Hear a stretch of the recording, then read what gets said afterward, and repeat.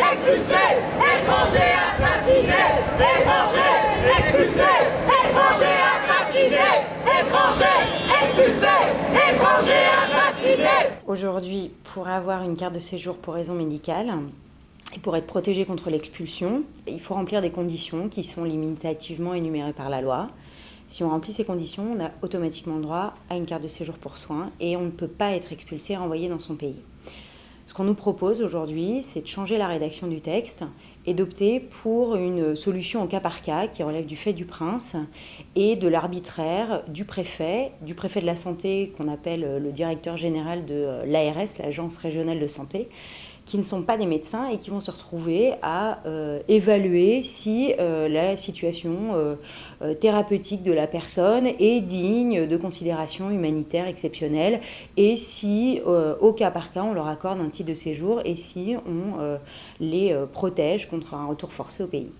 Donc c'est un changement radical dans le droit, on n'est plus dans ce qu'on appelle juridiquement le plein droit, on est dans le cas par cas, on est dans l'exceptionnel, on est dans l'arbitraire. Étrangers expulsés, étrangers assassinés, étrangers expulsés, étrangers assassinés, les expulsions sont des condamnations, les expulsions sont des condamnations. Alors quelle va être aujourd'hui la situation pour les 28 000 personnes qui sont concernées par la régularisation pour soins?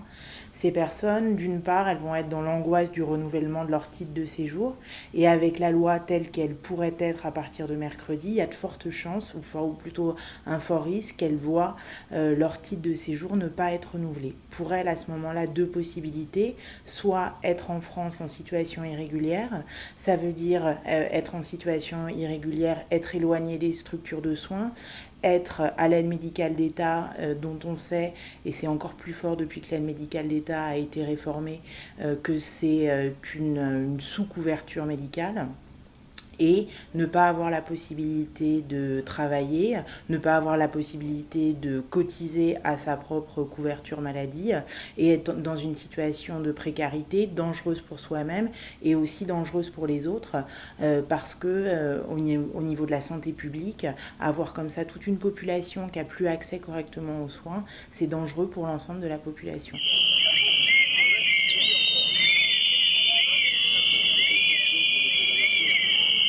Deuxième possibilité, ces personnes, elles pourront être éloignées, ça c'est le langage administratif, en vérité c'est expulsées dans leur pays d'origine et on sait que sans traitement, elles seront condamnées à une mort prématurée. Et ça, à la fois d'un point de vue de la rationalité dont nos gouvernements se prétendent, une rationalité économique, et à la fois pour des valeurs indiscutables, ne pas condamner les gens à mort par une décision administrative. Pour nos associations, ACT UP et Aide, cette loi elle est intolérable. Expulsé n'est pas soigné, expulsé n'est pas soigné, expulsé n'est pas soigné. Le droit au séjour pour raison médicale, c'est un grand acquis des associations de malades, des associations de médecins, associations VIH en tête, qui se sont battues pendant les années 90 pour empêcher les expulsions de malades. Cet acquis, il a prospéré pendant 10 ans avec de grandes difficultés d'application, mais néanmoins, contrairement à ce qu'on nous avait dit quand ça a été mis en place, on n'a pas vu des milliers de malades venir se faire soigner en France, on n'a pas vu la sécurité sociale avoir des coûts qui explosent pour ces personnes. C'était un dispositif maîtrisé qui évitait des expulsions de personnes vers la mort. C'était tout à fait encadré et aujourd'hui, de façon injustifiée, pour des visées assez bassement électoralistes, on veut modifier la loi. C'est un recul en arrière et on va revenir à la situation du début, de la fin des années 80 ou du début des années 90 où les associations de malades allaient au pied des avions sortir les gens pour empêcher des expulsions.